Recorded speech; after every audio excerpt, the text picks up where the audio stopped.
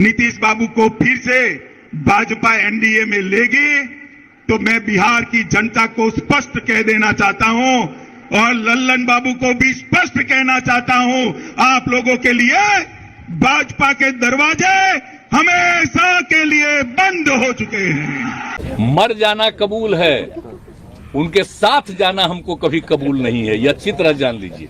अमा छोड़िए नेटफ्लिक्स पे रणबीर की एनिमल देखना, उससे इंटरेस्टिंग एनिमल इस वक्त आपको बिहार में देखने को मिल जाएगा, गिरगिट। जितनी बार एनिमल में रणबीर पार्टनर्स बदलता है ना, उससे कई ज्यादा बार ये जनाब पार्टी बदल चुके हैं। और आज इसी कॉन्टेक्स्ट में हम लोग सीखेंगे और मिलेंगे सिग्मा मेल, बीटा मेल और अल्फा मेल से भी बड़े सुल्फा मेल से। हेलो दोस्तों, मैं जमील बनारसी, मेरे YouTube चैनल पर आपका स्वागत है। दोस्तों, मशहूर शायर डॉक्टर बशीर बद्र ने कभी कहा था, सियासत की अपनी अलग एक जुबां है, लिखा हो इनकार तो इकरार पढ़ना। दोस्तों, जब कोई नेता कहे कि उसकी सरकार को कोई खतरा नहीं, तो आप समझ लीजिए कि सरकार को बहुत ज़बरदस्त खतरा है। और कोई नेता कहे कि फलां शख्स के लिए हमारी पार्टी में कोई जगह नहीं है, उसके लिए सारे दरवाजे बंद हो चुके हैं, तो समझ लीजिए कि ये दरवाजे बंद किए ही जाते हैं खोले जाने के लिए। और अगर कोई नेता कहे कि मैं फलां पार्टी में जाने से बेहतर मर जाना पसंद करूंगा, लेकिन उस पार्टी में नहीं जाऊंगा, तो समझ लीजिए कि वो मरेगा तब जब उसकी मौत आएगी, लेकिन मरने से पहले उस पार्टी में वो जाना ज़रूर पसंद करेगा। बिहार में चल रहे पिछले 4 दिनों से सियासी उठापटक अब खत्म हो चुकी है और गोदी मीडिया के अखबार इस घटनाक्रम का सुखांत बता रहे हैं। ये सुखांत सत्ताधारी पार्टी के लिए हो सकता है, उनके आका के लिए हो सकता है, मगर किसी के लिए ये दुखांत भी है, क्योंकि तेजस्वी यादव ने कहा है कि खेला तो अब शुरू होगा। अभी खेल बाकी है और मैं जो कहता हूँ वो करता हूँ। और आप लिख के ले लीजिए, जनता दल यूनाइटेड जो पार्टी है 2024 में ही खत्म हो जाएगी, ये निश्चित रूप से लिख लीजिए। और अभी तो खेल शुरू हुआ है, खेल बाकी है अभी। नीतीश कुमार ने मुख्यमंत्री पद से इस्तीफा देकर बीजेपी के समर्थन से फिर सरकार बना ली है और मुख्यमंत्री पद की शपथ भी ले ली है। ये घटनाक्रम कल पूरी मीडिया पे छाया रहा। मैं आपके सामने कुछ वीडियोस का संपादित अंश लेकर आया हूं और कड़ी से कड़ी मिलाकर इसका संपादन करके मैं आपके सामने पेश कर रहा हूं। आप इस वीडियो को पूरा देखिए, पूरा घटनाक्रम आपकी समझ में आ जाएगा। बात करेंगे नीतीश के कोठा पॉलिटिक्स की। दोस्तों, नीतीश के इस कोठा पॉलिटिक्स से इंडिया गठबंधन को क्या फायदा होगा, कितना फायदा होगा, ये भी बताएंगे। और तेजस्वी यादव चाहे जब भी हो अगले मुख्यमंत्री बनेंगे, ये भी बताएंगे। और नीतीश का ये अंतिम कोठेबाजी है, इसके बाद वो इस काबिल ही नहीं रहेंगे, उन्हें कोई मिलेगा ही नहीं। बीजेपी उन्हें इस काबिल ही नहीं छोड़ेगी, इतना निचोड़ देगी, इतना नोच देगी, इतना खरोच देगी कि कोई ग्राहक नहीं मिलेगा नीतीश बाबू को। ऐसे यशस्वी तेजस्वी यादव को मैं ढेर सारी शुभकामनाएं करता हूं। तुम्हारे साथ तेजस्वी यादव जी, तुम्हारे साथ बनारस वाले मिश्रा जैसे तमाम लाखों नौजवान, करोड़ों नौजवान की दुआएं और साथ हैं। उसको हराने के लिए नरेंद्र मोदी पक गई दाढ़ी, अमित शाह का बाल एकदम सपरचट हो गया, खाली ये 34 साल तेजस्वी यादव को बिहार में हराने के लिए, फिर भी नहीं हरा पाए। सब बहुत बड़ा खेल बाकी है। क्या है, कुछ बताएं? नहीं, कहा कर हम बताएंगे। बीजेपी को बिल्कुल नहीं गरिया सकते हैं, समझ रहे, क्योंकि बीजेपी ही सच्ची पार्टी है। बीजेपी राम जी के आदर्शों पे चलने वाली पार्टी है, संस्कारों पे चलने वाली पार्टी है। हाँ, वो देखते हो बगैर राम के कोई काम करती है? इतना बड़ा मंदिर बनवाया बीजेपी ने, वो बस राम राम राम राम, राम पे भरोसा करती है। हाँ, चाहे आया राम, गया राम, झांसा राम, पलटू राम है। तो बिहार में ये सब राम है, उत्तर प्रदेश में जय श्री राम है। लेकिन जैसा भी हो, जिस रूप में भी हो, पलटू राम के रूप में हो, झांसा राम के रूप में, आया राम गया राम के रूप में हो, बीजेपी वाले देखो राम पे ही भरोसा करते हैं। नीतीश कुमार ने क्यों मारी है पलटी?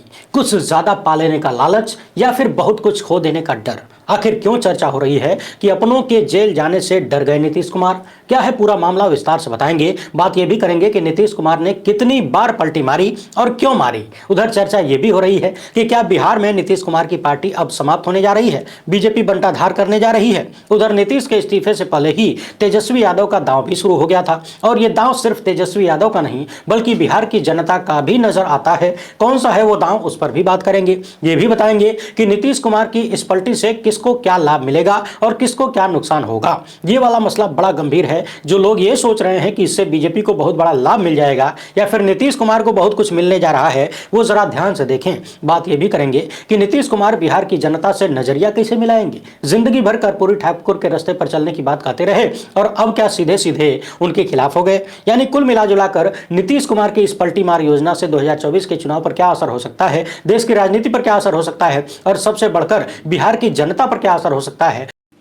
0 सीट।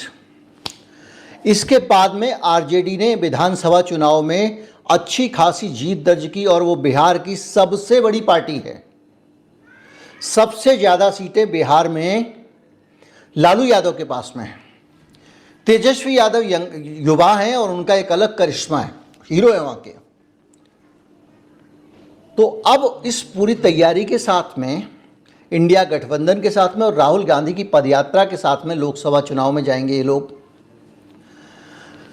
और बीजेपी के पास पाने के लिए कुछ नहीं है, पाने के लिए सिर्फ 1 सीट है। और इन लोगों के पास पाने के लिए 39 सीटें हैं, बीजेपी की सीटें और नीतीश की सीटें। बीजेपी और नीतीश के एक साथ जाने का मतलब यह है कि जिन लोगों की नीतीश से नाराजगी थी, एंटी इनकम्बेंसी थी, वो लोग अगर विपक्ष को वोट देने के नाम पे बीजेपी को वोट देना चाहते तो अब वो नहीं देंगे। उनके लिए नीतीश का विकल्प अब बीजेपी नहीं रही है, उनके लिए नीतीश का विकल्प हो गया है कांग्रेस और नीतीश का विकल्प हो गया है आरजेडी। इस सीन को समझिए और सीन का सीधा सा निचोड़ ये निकालिए कि बिहार में 40 में से 39 सीटें अगर मोदी जी के पास थी, ऐसा मान लीजिए पिछले चुनाव में, और तब थी जबकि पुलवामा हुआ था, तमाम सारे एकदम विप्लव मचा हुआ था उस दौरान, सर्जिकल स्ट्राइक, तो आज उसमें से कितनी सीटें कम होंगी। भारत की राजनीति में पलटू राम का मुहावरा नीतीश के लिए कुछ ज्यादा इस्तेमाल किया जा रहा है। दरअसल ठीक से देखिए तो नीतीश अपनी जगह पर स्थिर हैं, वे कहीं नहीं पलट रहे, उनकी कुर्सी फिक्स है। उस कुर्सी से इस्तीफा देते हैं, कुछ घंटे के भीतर शपथ लेकर फिर उसी कुर्सी पर बैठ जाते हैं। पलट रहे हैं वो लोग जो उनके साथ कुर्सी की मलाई खाने के लिए दौड़े चले गए। नीतीश कुमार अगर सिद्धांत विहीन हैं तो उन्हें पानी पी पी कर कोसने वाली बीजेपी क्या है। बीजेपी ने कम पलटू राम नहीं कहा, नीतीश को मानसिक रूप से बीमार तक कहा गया। मगर सवाल बीजेपी से नहीं हो रहा, केवल नीतीश कुमार से हो रहा है। जो बीजेपी दंभ भरती है कि उसकी राजनीति विचारधारा और राष्ट्रवाद पर आधारित है, वह भी जातिवाद की गोटियां सबसे पहले फिट करती है। कमाल की बात बताता हूं, किसी को नहीं मालूम होगा, ऐसी बात बताने जा रहा हूं।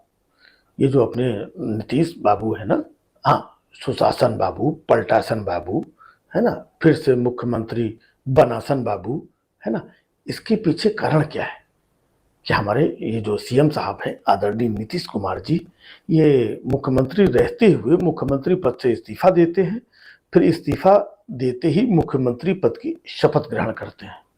इसके पीछे एक छोटी सी आपको कहानी सुना रहा हूं, आपको सब पता लग जाएगा। दरअसल एक चचा थे, इन्हीं की उम्र के, तो वो क्या करते थे, हर साल जो है ना, शादी करते थे।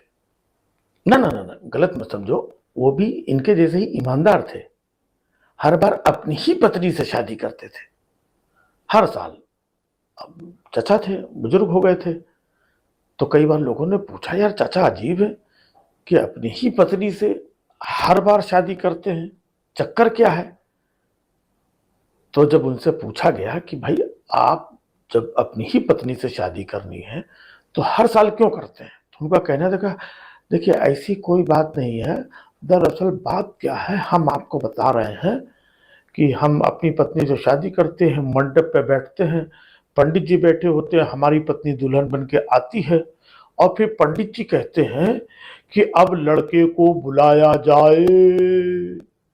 तो भाई साहब, इस उम्र में जो ये लाइन मैं सुनता हूं कि अब लड़के को बुलाया जाए, बस इसी उसमें हमारे साल भर आनंदित रहते हैं, हमको लड़का बुलाते तो साल भर तक मजे रहते हैं। फिर जैसे लगने लगता है कि अब मैं बुजुर्ग हो रहा हूं तो फिर शादी कर लेता हूं, फिर मंडप में जाता हूं, फिर पंडित जी बोलते अब लड़के को बुलाया जाए।